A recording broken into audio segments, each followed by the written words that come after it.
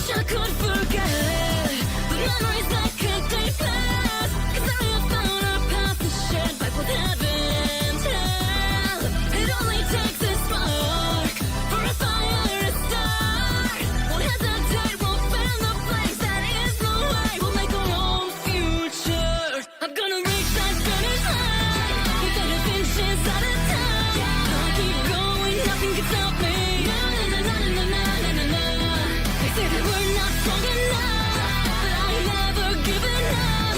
Gonna leave this future behind me. Na na na na na na na na. I'll keep going, nothing can stop me. Na na na na na na na na.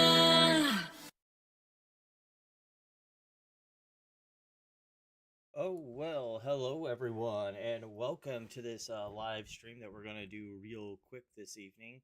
I don't know how many people are actually going to drop in because it's one of our weekly ones, usually pretty slow. Let's turn on some lights here, get things a little too bright. Get things really going really quick. Some definite changes have happened as far as the AMC stuff, or not AMC, GameStop. Whoa. I had AMC on the brain because Soft City Ethan was doing his normal shtick, as it were. See if some people drop in.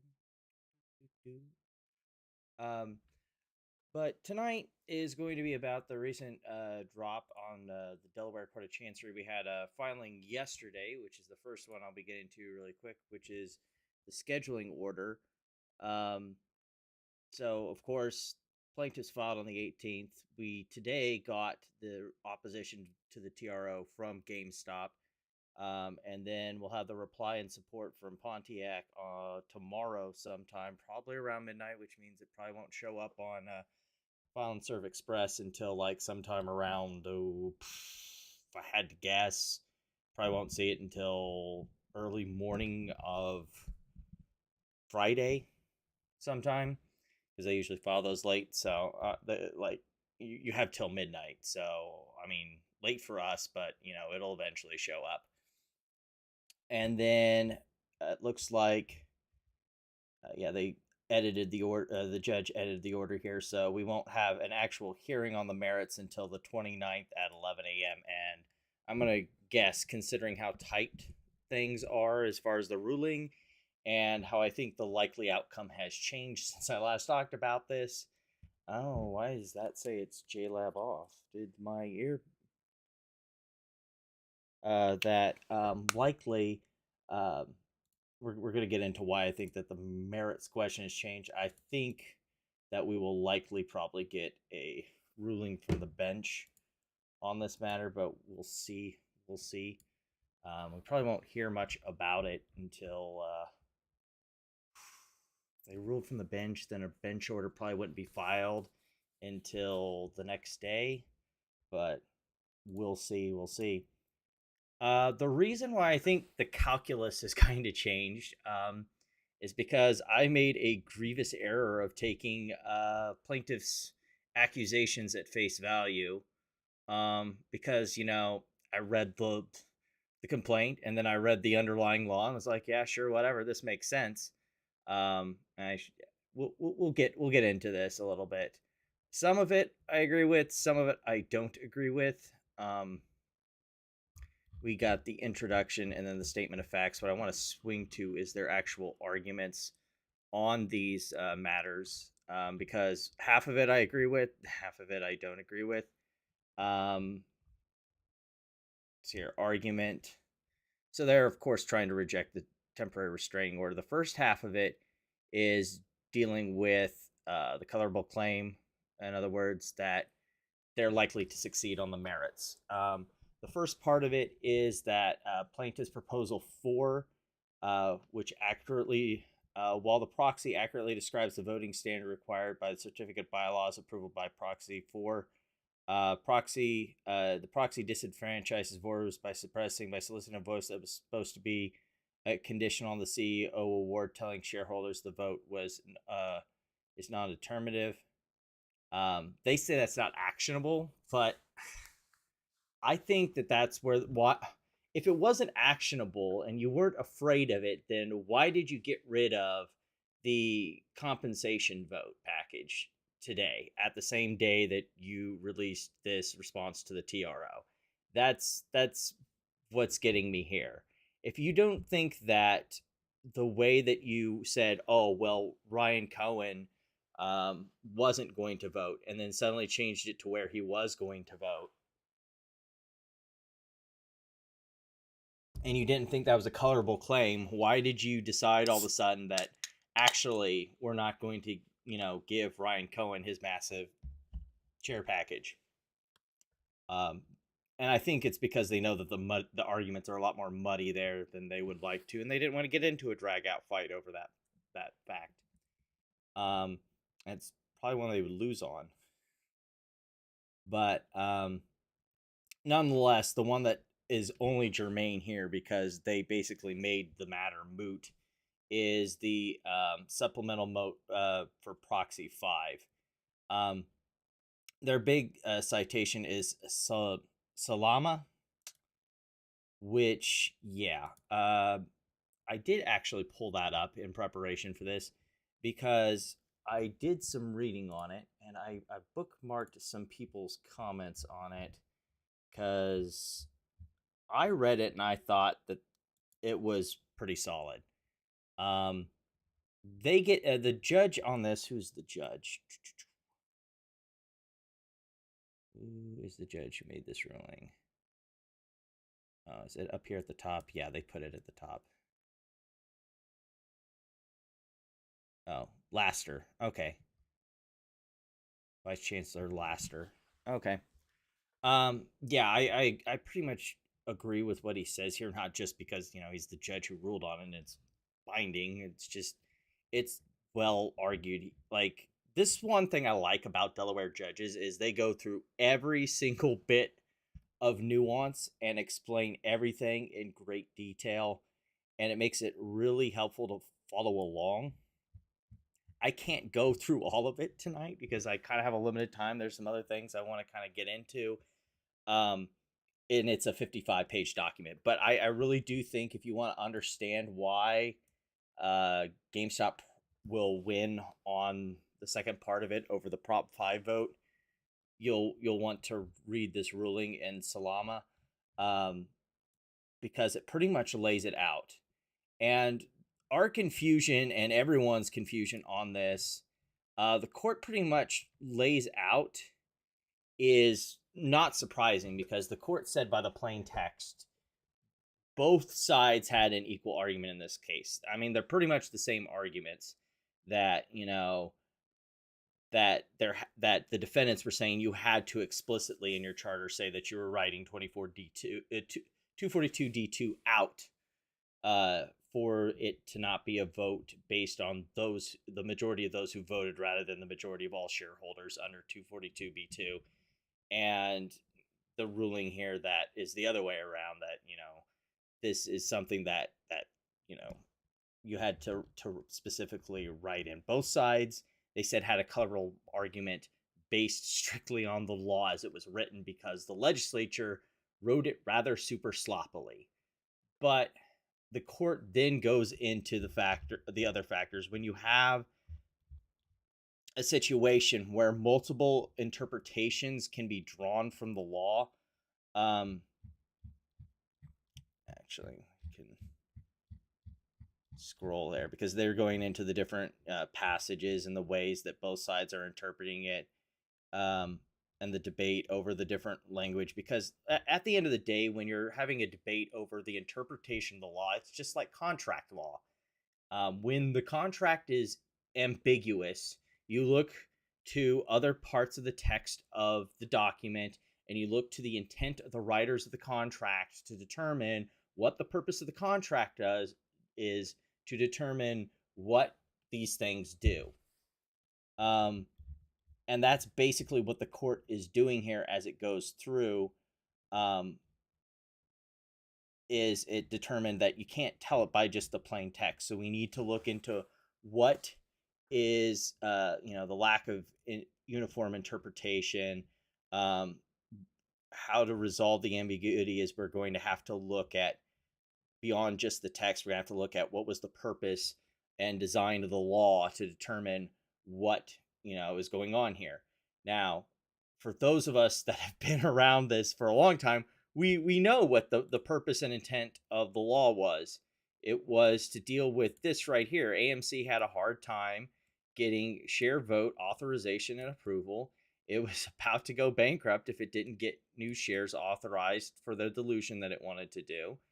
And that's basically what this law was designed to do after to get rid of the problem AMC had with needing to create a whole new share class and then make a dirty deal with Antara to basically screw AMC shareholders out of the vote and everything.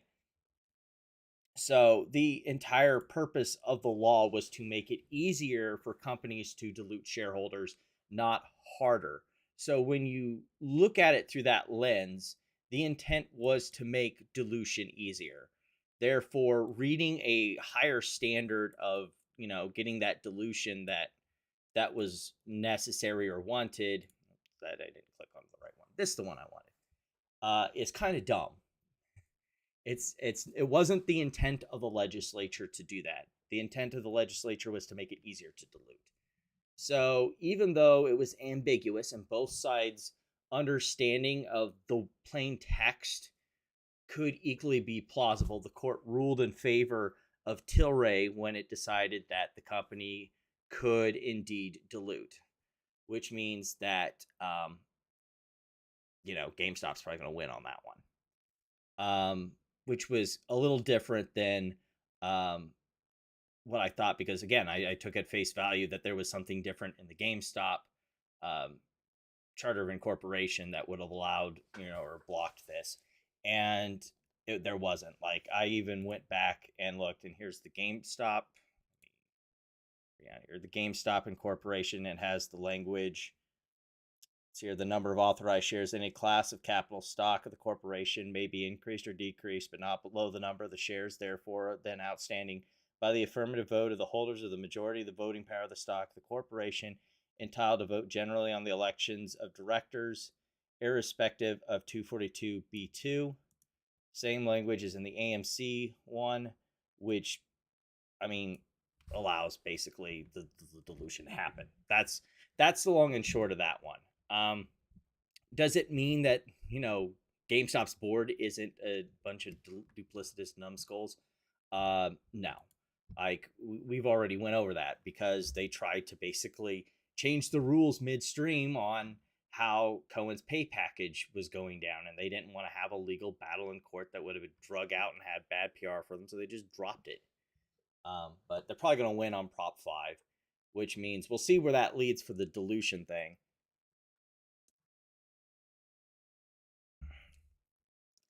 Supposedly Ryan Cohen has an entirely different plan that he's working on and will be revealed in a couple weeks, but I don't know how it substantively makes things any better for AMC in any way, shape, or form. Because they don't have the money to get there. Like, they had the cash plus the note that they were given. Let me see, where is eBay trading at right now? Based on the deal, would have been 125, so you're looking at a market cap. Yeah.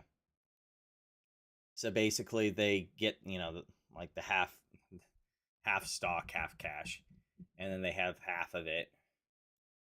So, I had one point I had. Let's see if it's just. I need to go to my Google Drive so we can pull up that chart again. We need to take the compensation package out of it now that it's been out of the calculator now that it's been removed.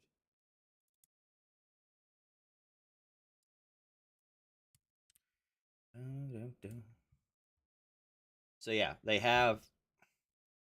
So we have the half cash, half equity thing that's still going on. We can remove the remove this. I have to redo that whole chart, but yeah. So we're looking like something that's more like that as the price, $29.77 at the current deal. But again, Ryan Cohen says that he's changing that to be seen, to be determined at all if that's going to happen.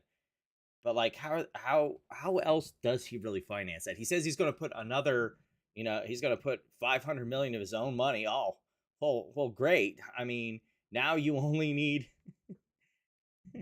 now you only need 26.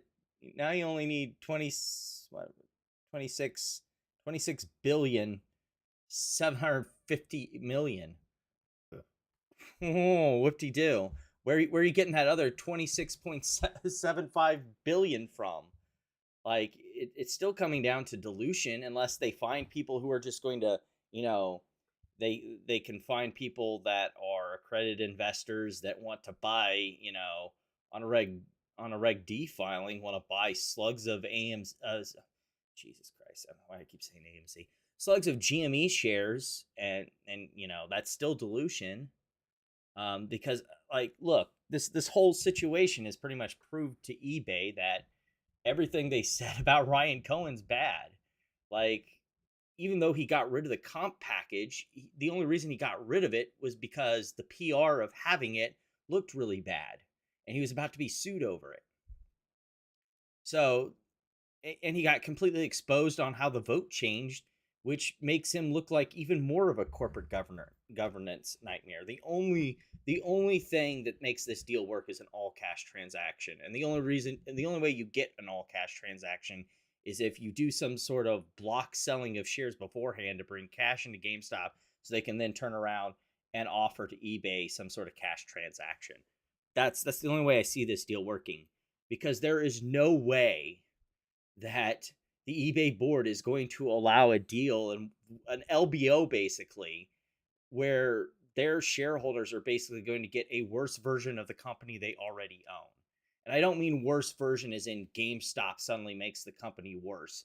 No, what I mean by worse version is you're loaded down with all this debt, and you still have ownership of the company. You get worse governance because you'd be getting rid of a disinterested board that eBay currently has, with members of it that are disinterested and were voted back at the recent shareholder meeting with large margins of victory. Not a single one of them were told to kick rocks. Like, the margin on a victory that the current board had was rather large. They have huge support over on the eBay side, whatever Ryan Cohen wants to say about them. So, really, what this comes down to is the big issues of corporate governance and financing this deal, and it has to be all cash at this point, because that eliminates two of the problems. You don't have to worry about corporate governance if you're going to be cashed out of the company anyway, and you don't have to worry about the messy mechanics of the LBO if you're cashed out of the deal. Like, that's the long and short of it. You don't have to worry about any of that. So I think that's the only way this deal works. I mean, I guess we'll see what Ryan Cohen comes up with, but I don't see any other way you make it. You make the whole thing work. There's just too much there that looks really shady, um, for it to be anything that an eBay shareholder would want, or that the board would approve.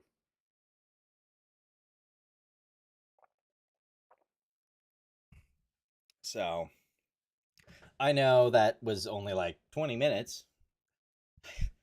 I mean, at least he's going to get the dilution that he wants, which means he can still offer shares, because the equity stake in the company is the only reason they're going to get the cash.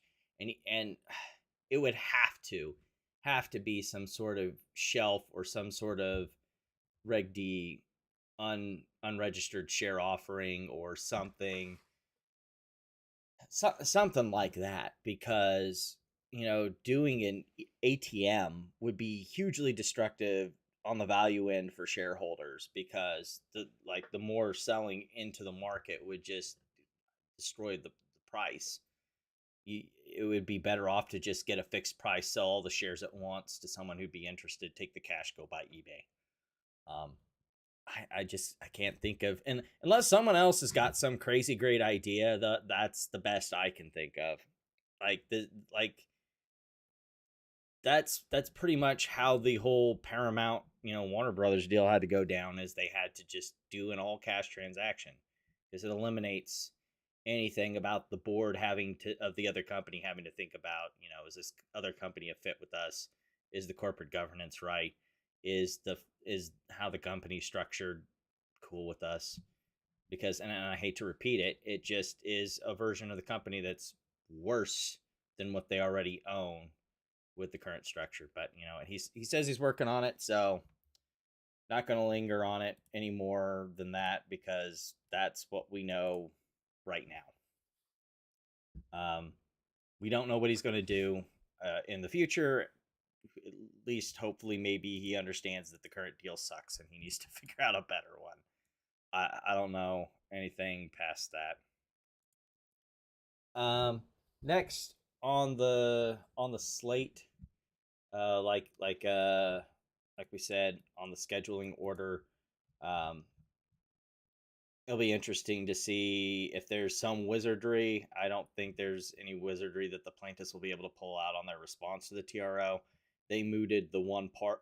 Ryan Cohen and GameStop mooted the one part of it that they had a serious argument on, and that was the sudden changing of the game rules, um, as to how the compensation vote would go down. They say that that's not a colorable issue, but you know what? You guys killed it, so it must have been colorable enough for you to decide that the compensation package wasn't worth your time fighting over. So, whatever you want to tell people.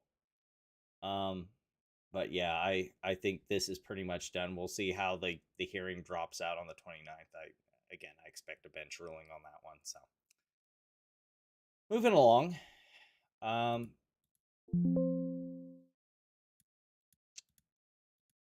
we have what I had mentioned earlier. I wanted to kind of get to um, this, going over it before the Saturday show, because I know we usually don't go in depth in the documents here.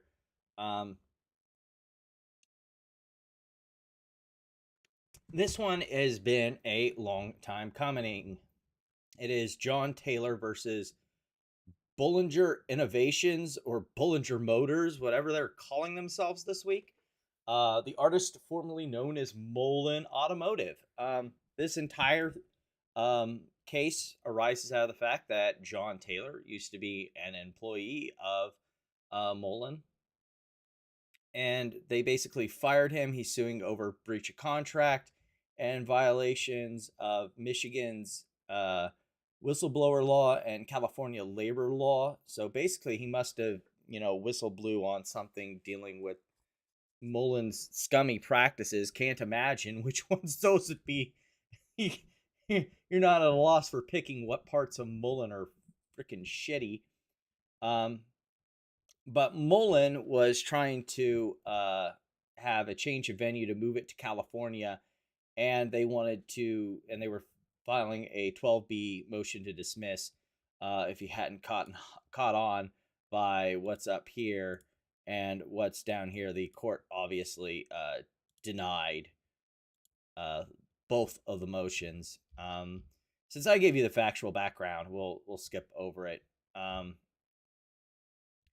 And I kind of want to go over this because it isn't often that we get a motion to transfer.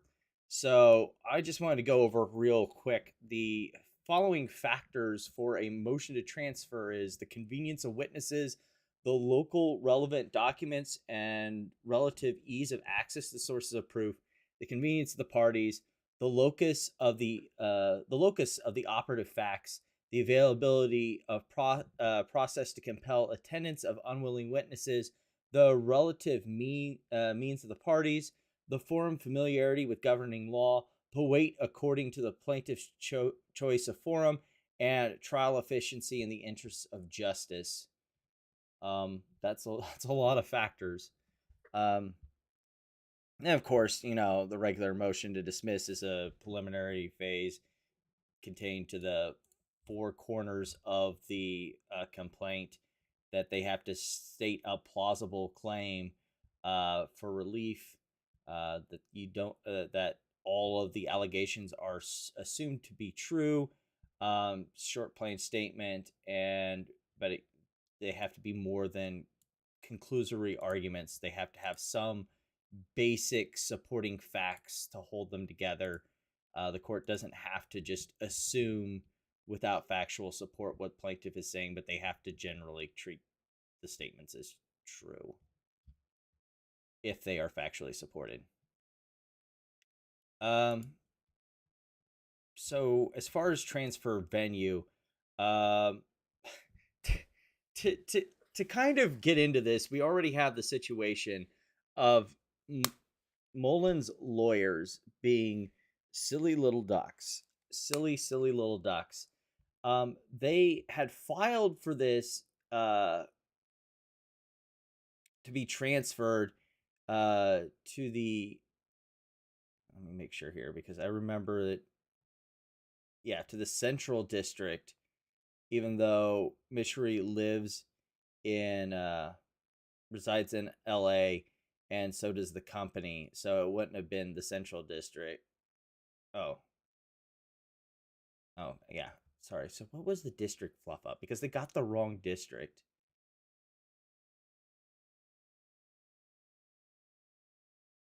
Where was that? Because I remember them mentioning this.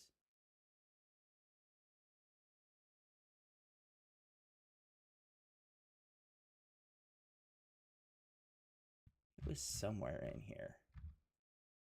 I just want to find it because it is kind of funny. Oh, here it is. So it's right here at the beginning, not in the actual header. Okay.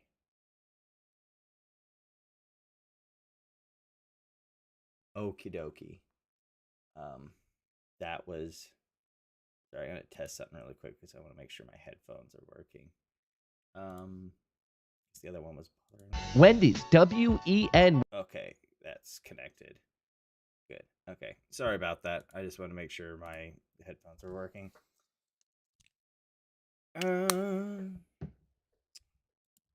So the motion to transfer venue. First of all, they filed for it to be transferred to the Northern District of California, which already is pretty hilarious because then the plaintiffs pointed out that none of them actually reside in the Northern District of California. Defendants concede the point and acknowledge that this is inconsequential error reflects a misunderstanding by defendants' counsel. They didn't, and so the court now has to construe that all their filings they meant the Central District when they originally filed for the Northern District of California, even though Bollinger and the defendants don't live in the Northern District of California. That's some real MULN level activities there that they couldn't figure that one out. Or couldn't communicate to their lawyers properly, what venue that this was supposed to be in. So neither parties contest that it could have been, filed in California because that's where the parties reside. So Central District of California. Convenience to witnesses. This one was an interesting one since most of the witnesses are employees of a company. The legal standard for it is that if you're an employee of the company, it's assumed that the company can pay for your expenses to go to whichever court that you need to appear in. And so it's not weighed in favor if a company says, look, we're based here and our employees are here. It'd be really inconvenient if we had to go to some other jurisdiction compared with it being inconvenient for the other party, which is really interesting. I suppose for most companies that's true, but I don't know if I would make that, I assume the court would decide based on the company, but as a general rule, I guess it is that if you work for a company, an employee of the company will pay for your expenses. Therefore, it's not in favor of transfer if company employees are witnesses or things like that. Really weird. So because of that, they decide that the convenience of witnesses does not weigh heavily in favor of transfer because it would inconvenience the plaintiff more than it would inconvenience the defendant's employees. Both parties agree that that factor is neutral as to where the relevant documents are. The convenience of parties depends on physical location. And again,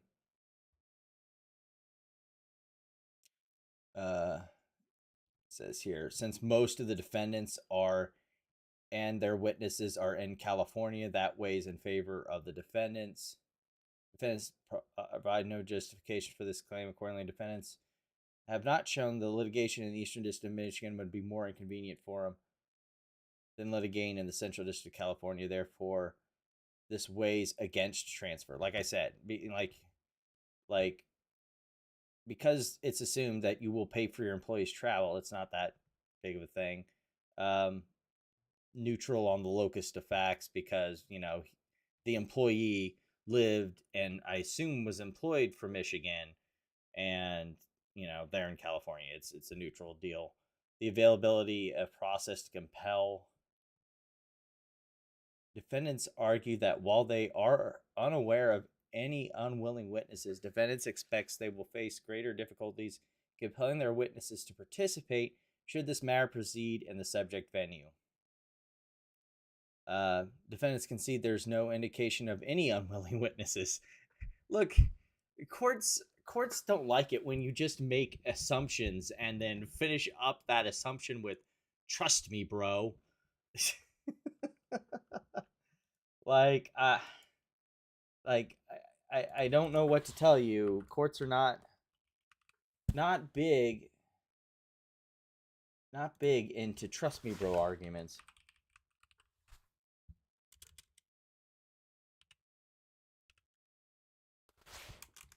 Sorry.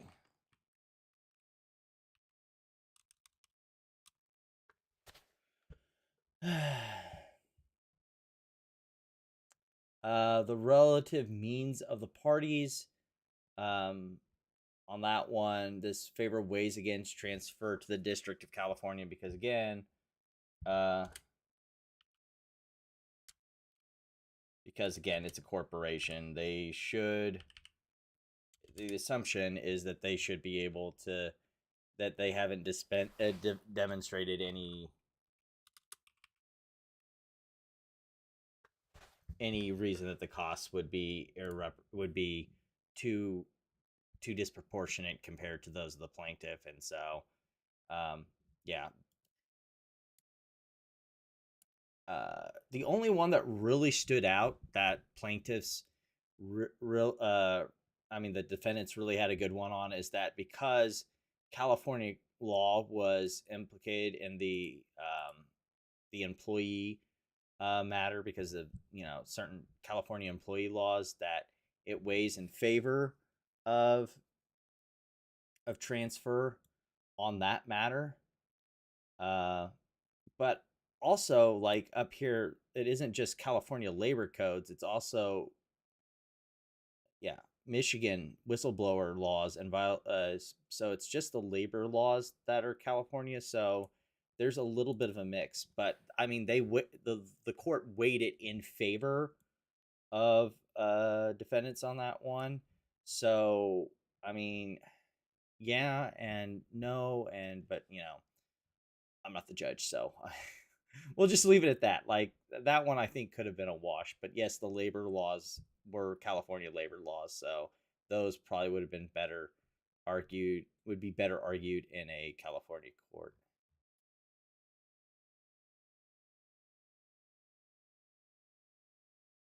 The weight according to the plaintiff's choice of forum. While this factor is not dispositive, plaintiff's choice is given more weight when, as here, it's the plaintiff's residence. Defendants argue that the prejudice they face outweighs the weight accorded to the plaintiff's choice of forum. Defendants argue that the prejudice they face outweighs the weight accorded to defendants. However, provide Like, what? You probably, I guess you just need to hire better lawyers if you're just gonna go with like trust me, bro arguments. I don't get where MULN thought it was going with that one. Oh my goodness.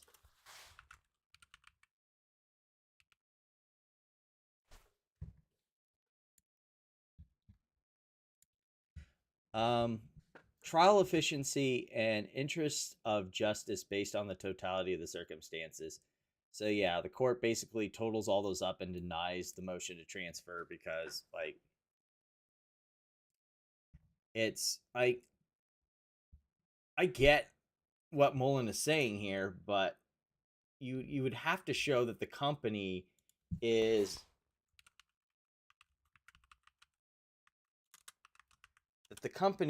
as shitty as it is.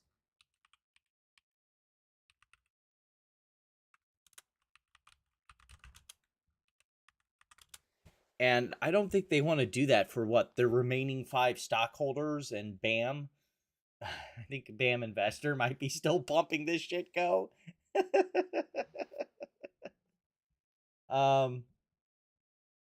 Defendants move to dismiss plaintiff's claims for violation of California Labor Code. Defendants argue that plaintiff's claims seek to benefit from California status while not being a resident or California employee. Plaintiff requests that the court apply California labor law extraterritorially to his employment within the state of Michigan. So basically, they're saying that, he lived in Michigan during the time he was employed. California labor laws does not apply, and they shouldn't be applied here, and that part of the complaint should be dismissed. Plaintiff argues that his claims do not seek an extraterritorial application of California labor laws because the conduct giving rise to liability incurred in California. I may be employed, I may live in Michigan as an employee of this company, but the company is a California company that had to follow California labor laws. Therefore, the applicable law is California labor law. That's basically the argument here. In their reply, defendant recognizes that if the alleged conduct giving rise to liability occurred in California, plaintiff's claims would not seek extraterritorial application of the California labor law. However, defendants appear to argue that the alleged conduct giving rise to liability did not occur in California. And the court agrees with plaintiff. As to both parties recognize there is a presumption against extraterritorial application for laws from a foreign state. So running to federal court to use laws from other states to advantage yourself to the disadvantage of the other party, very frowned upon. And that's basically what's being argued back and forth here. Plaintiff's fourth count alleges a violation of California labor codes that prohibits retaliation against any employee because the employee engaged in any conduct delineated in this chapter. Plaintiff alleges that after complaints were made, defendant took adverse action against Taylor by reducing or eliminating his authority and responsibilities, constructively terminating and discharging Taylor, and refusing to honor the obligations under the third employment contract. So that's where the breach of contract and whistleblower stuff originates from that he is suing over. 1 sec here.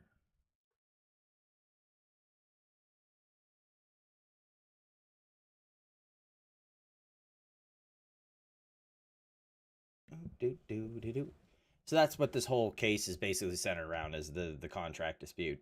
Construed in the light most favorable to the plaintiff, as you do during motions to dismiss, the complaint therefore alleges a conduct that gave rise to liability. Employment decisions relating to the plaintiff's employment occurred in California.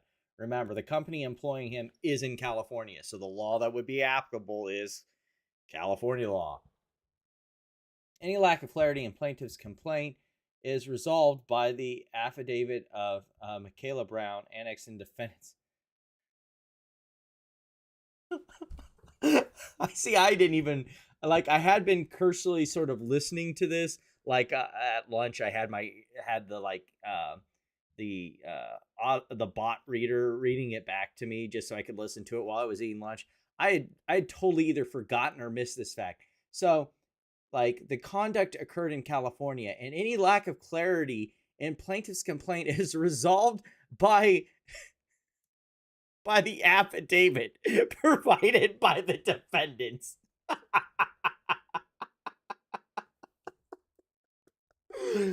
Talk about shooting yourself in the foot there. Brown asserts that decision making that led to the separation of Taylor's employment with Bollinger occurred inside the state of California between Bollinger's executive team.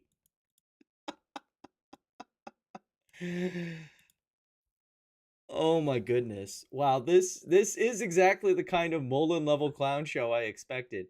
Every member of Bollinger's executive team resided in California.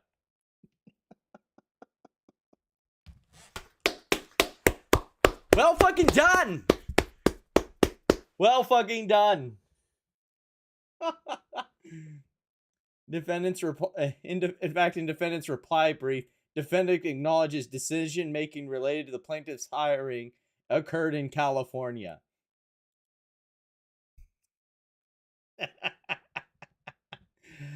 Thus, the alleged conduct giving rise to liability occurred in California. Therefore, counts 3 and 4 do not seek extraterritorial application of the California labor laws. And that is all she wrote. Wow. I had totally forgotten about that part, I guess. I was too fixated on the other stuff, on the motion to transfer. I didn't realize that MULN's still being MULN. MULN is definitely still being MULN. It's David Michery has not left us nor let us down in the slightest ever since that interview on Fox News that went sideways, or Fox Business that went sideways for him.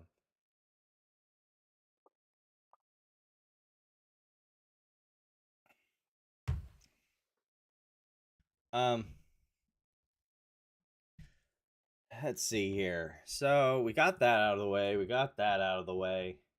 Oh yeah, we have a new. I'm sure we'll go over in less detail on the main show, but I do have some AMC stupidity for us. And then one AMC thing that's going to let us get into other stupidity. Let me get it all organized here. And I'm sure we will go over. Oh my goodness. In fact, I'm gonna download that, because that is some supreme levels of stupid. Okay. So we got that out of the way. I did promise us some AMC stuff, so let's pull it back up here. I'm gonna have to restructure this a little differently. Actually, we can. There we go. So, in case you didn't see my post before we got started, Softset Ethan has his 7th demand for documents from AMC. He now has as many documents production requests as times he's been arrested in the state of New York. It's poetic.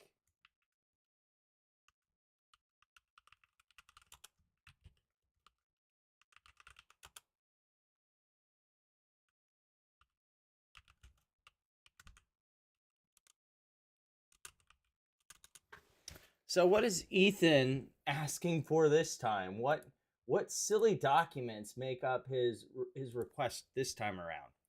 Well,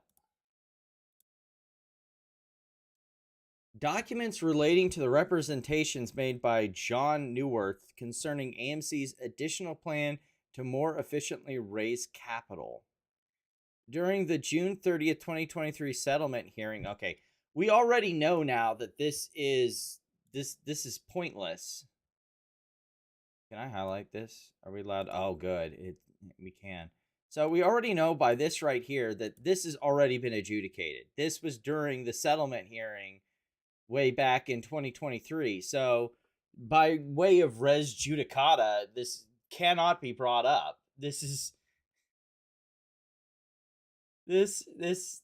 Ethan on the constant. Dude bro does not understand law, yet prances around acting like the Sovset moron that he is.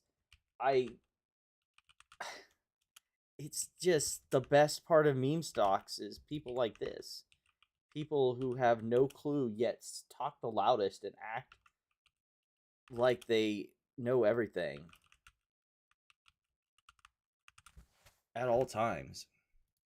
So, because this is something that arose out of that lawsuit, which has already had its settlement approved, not only by the Delaware Court of Chancery, but by the Delaware Supreme Court,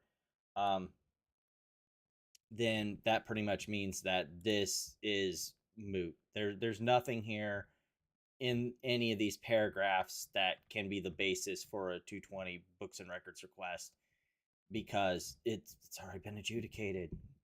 Get fucking wrecked. All right, what's his other one here? AMC board independence, lack of conflicts, good faith decision making. During the settlement hearing, AMC's counsel represent again already been adjudicated. You do not get books and records on this.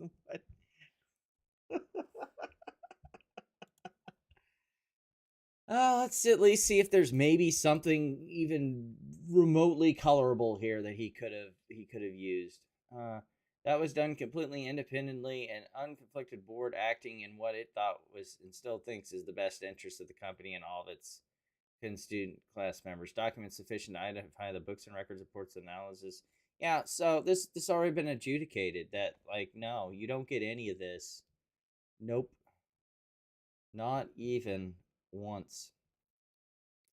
AMC's representations that challenged transactions were undertaken to pressure the company and were entitled to business judgment review during the already been adjudicated, dude. You don't get books and records on this. Already been adjudicated. And that's why the board did what it did to try and preserve the company and preserve everyone's interest in the company. We think that the decision was entitled to business judgment review. Yeah, let's I can't believe that we're still having to talk about the fact that the company was under immense financial pressure and that morons like Ethan can't fucking figure it out. Annual. Let's go back to 2023, shall we? This is revenue. We need balance sheet. 2023 for AMC. Balance sheet. Shareholder equity. Is this AMC? Entertainment Holdings?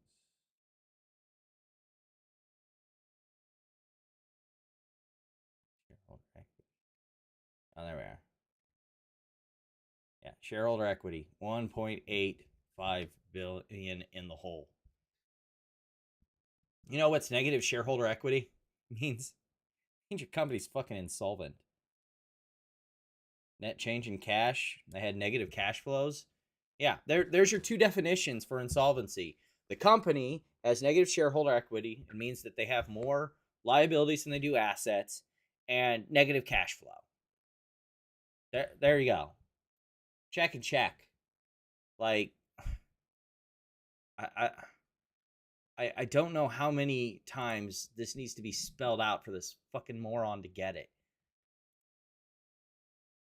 But anyway, that's been adjudicated, so whatever, bro. You don't get anything on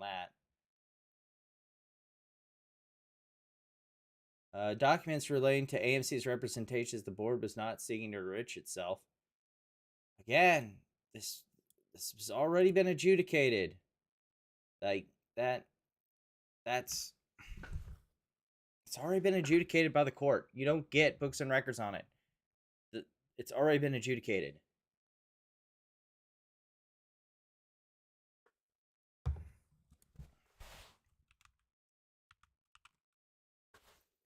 Here is your homework assignment, Ethan.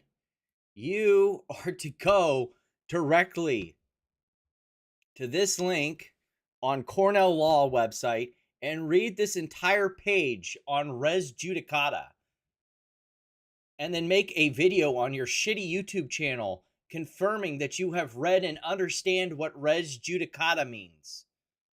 I know that you filed a bunch of frivolous federal lawsuits that have also shown that you don't understand what res judicata means.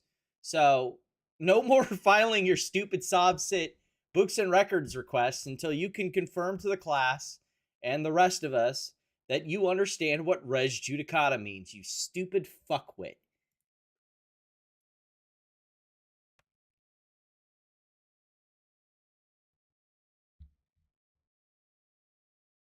Documents relating to AMC's representations concerning, this was at settlement hearing in front of Vice Chancellor Zern. Res judicata. Requests for stock ledger, stockholder list, and voting records pursuant to Section 219.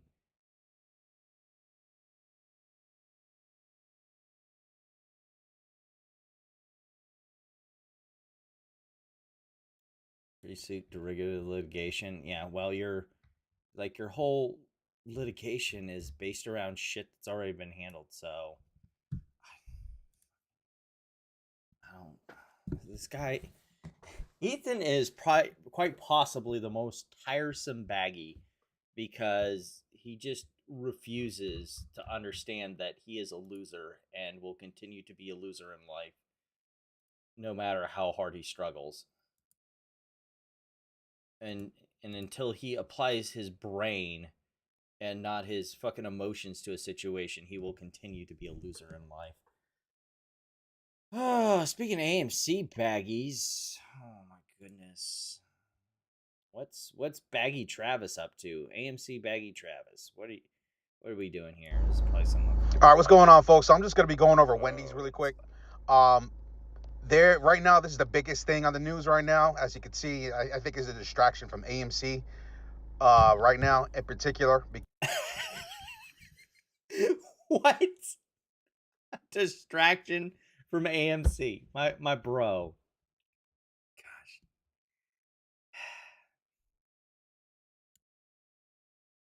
A distraction from AMC. Oh my goodness. Let's go to video subjects because it'll be here.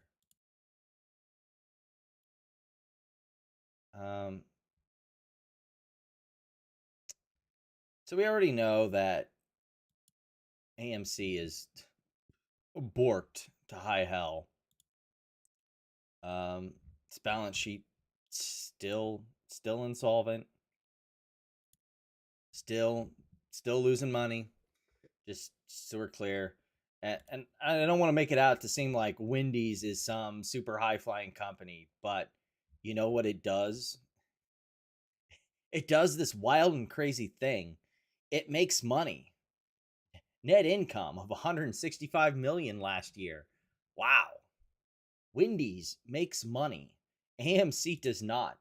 Even more so, like, this is what also makes me, like, fucking cringe about this whole meme stock thing of, guys, let's go out and save Wendys, is Wendys doesn't fucking need saving. Wendys may be like a company that is doing not great, but like it has positive shareholder equity. Its income statement annually, let's pull up the chart here. Like, yeah, it's on the kind of the downward slide, but if you look at like total income, and we go quarterly, net income may be down, but like net revenue is up. Like, so the company is slowly trying to like fix itself. And like it's doing an all right job. There's like nothing here about Wendys that needs to be fucking saved. It's like I don't even know. But like, you know, I'm trying to make sense of stupid meme stock nonsense. So I should just go ahead and give up while I'm ahead, because it won't ever make any sense. It's just a bunch of clowns on the internet making a joke, so shouldn't take it too seriously. But of course this doofus is going to, so here we go. Because they see AMC going up and now they're trying to fucking distract everybody. Dude, the company had to do another share offering again because they don't make any fucking money and they have to keep diluting suckers like you who keep buying the stock. Like, when are you fucking gonna get it? So in today's market update, I'm going to be talking about Wendys real quick, and then we'll go back to EMC. But you can see here that right now the news comes out really quick that Wall Street Bets is somehow very into Wendys right now. Okay, first of all, Wall Street Bets, they were taken over and basically compromised. You losers always say that because they don't want to deal with your fucking conspiracy theories anymore. Like the whole like the reason why GameStop and AMC were kicked off is because they flooded out the rest of the people doing DD on stuff that was actually interesting. Things that like all the other meme stock stuff basically crowded out the subreddit, so they kicked you losers off. That's what happened. Oh, it's compromised because they don't want to listen to my conspiracy theories no more. Fuck off. Back in 2021. After 5 years, nobody, really gets on the Wall Street Bets Reddit post. So that's how you could says Baggy Travis. What even is Wall Street Bets at right now as far as membership?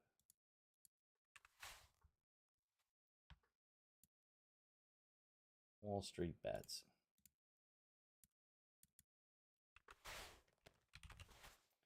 Complete. We'll compare and contrast here some things. So Wall Street Bets right now has, let's see here, 4.2 million people and 185,000 people currently viewing the sub. Meanwhile, the biggest AMC board, AMC stock, has only 37K people that weekly visitors and only 2.4 weekly contributions.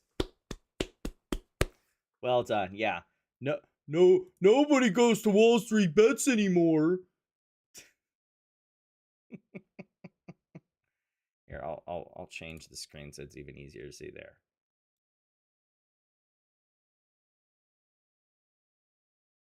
Sure, whatever. Cool story, bro. You can tell this shit is run by boomers that are basically trying to get people. Boomers. No. Try again. People to jump onto this stock. It's a trap, and I'll explain to you why. If you look here, the biggest trap is investing in AMC. Let me tell you, like, we could go with the financials left, right, up, and down, but let's see what he's gonna latch on to instead of the financials, because looking at the financials is a little too fucking hard for this mental midget.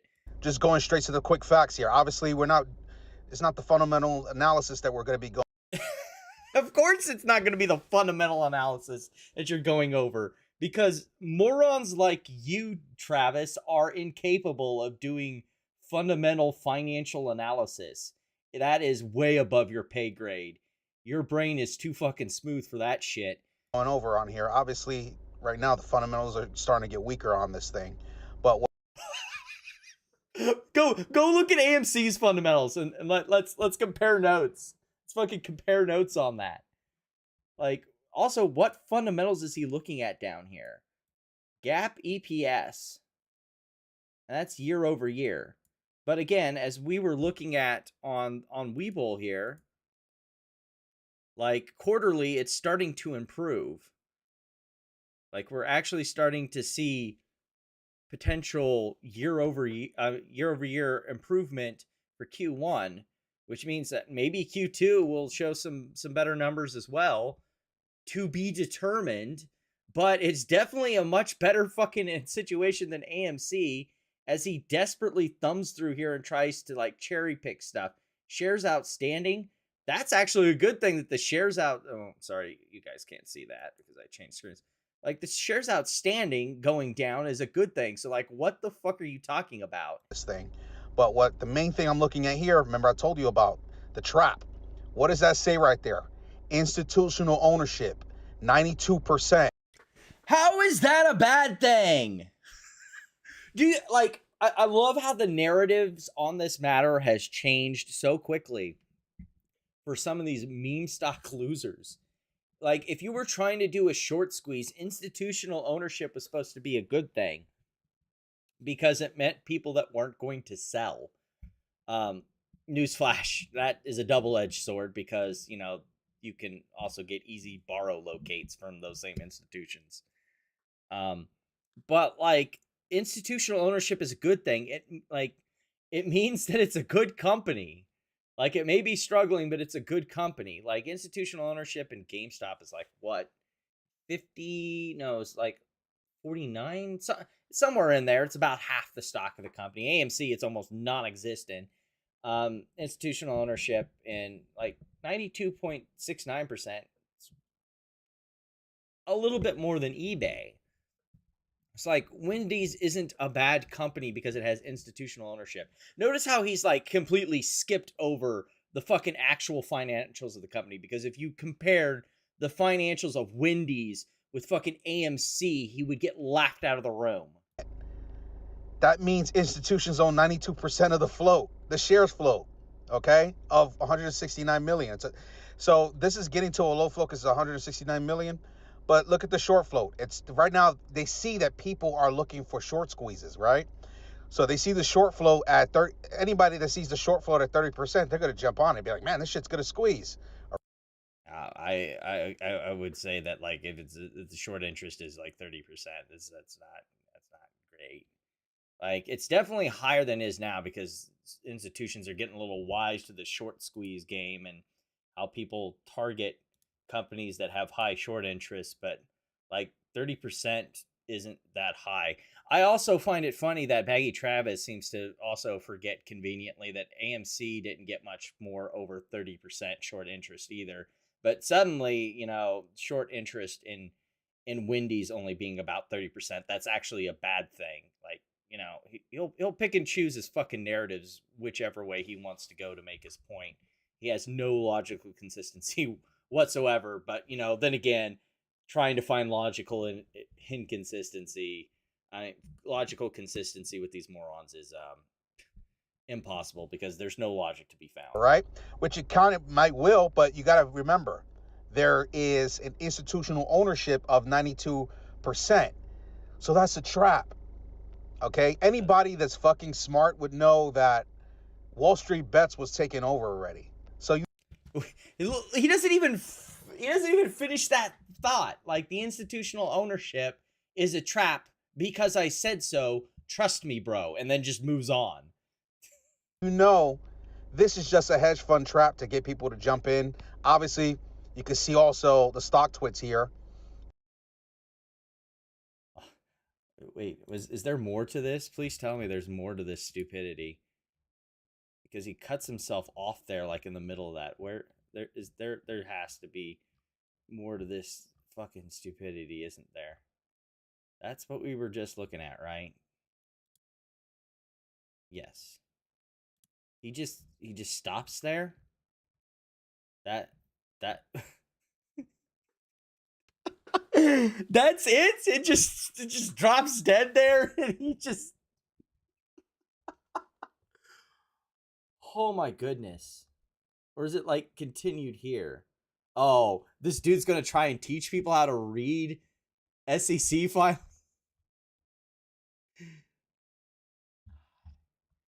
That's just like, that just should tell you right there how much of a fucking idiot Travis is. Like, he can't even finish his own fucking thoughts.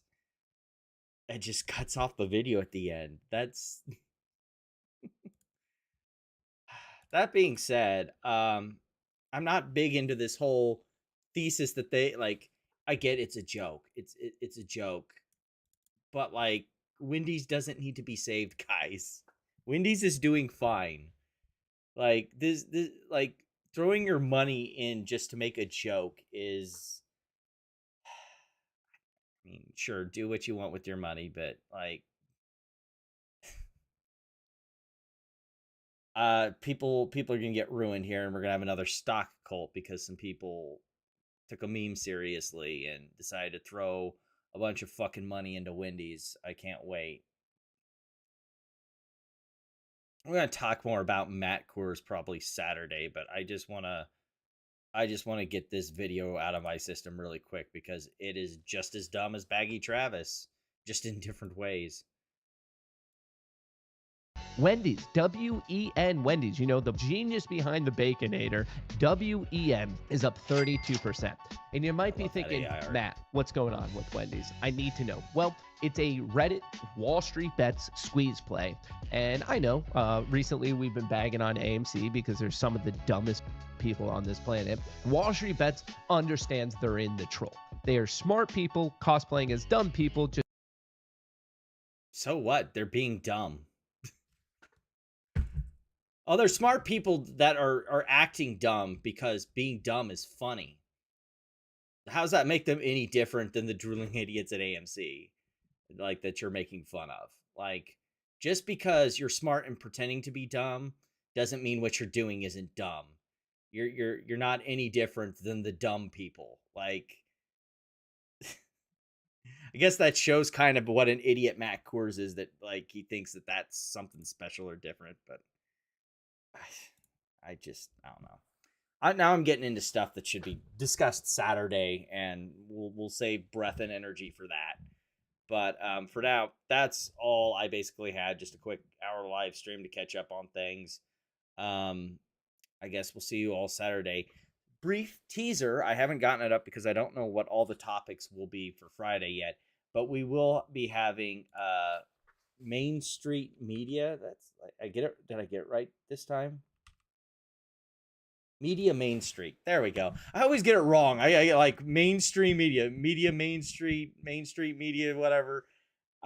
I'll get his name straight one of these times.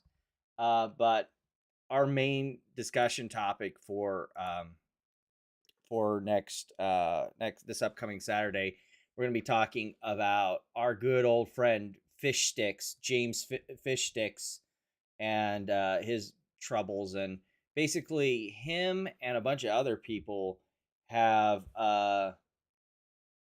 found other stuff about his campaign finance things, some of the sleazy stuff he's been up to, some background stuff about his how he paid for a poll and then tried to make it seem like it was not paid for by him.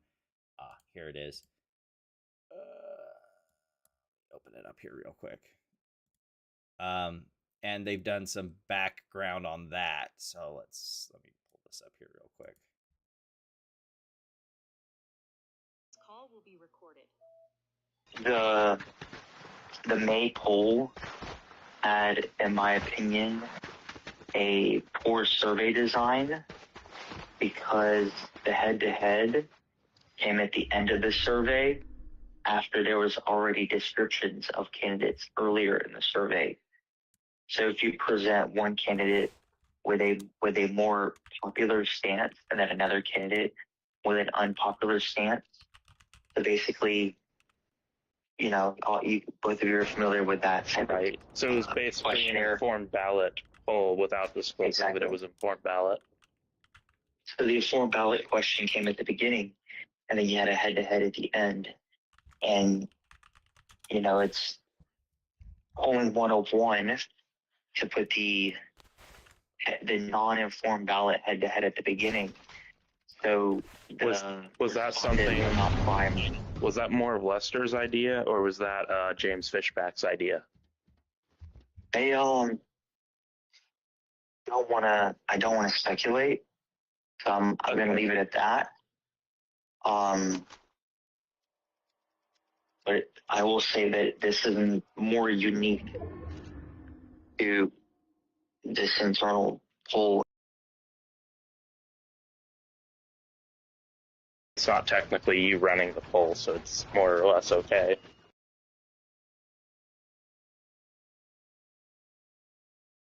Technically, just to be, let's just be straight up. Technically, it's a fucking internal, technically speaking. And so they figured it out. and they basically told me, yo, we're going to have this guy pay it, whatever. And they told me that over the phone. And I was like, all right, okay. And I know that it's the guy they said because I send the invoice to someone and it's someone else ends up paying it. So it's like a different person because I see the receipt on PayPal. Okay. And then just another thing I think that he wanted clarification on was as far as... And by the way, like, they did tell me, like, you know, obviously the whole thing that I've understood is that they're not paying for it with the campaign finance money. Mm-hmm. And they just told me when they do their quarterly 2 reports that it's not going to show up on their report because the money never came out of their campaign. Shady as shit. So they sent the money to someone else who then took the money to pay for the poll to make it look like a third-party poll, even though that it was basically a campaign internal poll. Yeah, that'll be interesting. I can't wait to go over that with him and a bunch of other stuff dealing with his campaign finance disclosures. Stuff like he was basically using money from the campaign fund to pay for his honeymoon and stuff like that. So I'm sure it'll be a fun episode Saturday, but for now, I'm going to call it a night, and we will catch you folks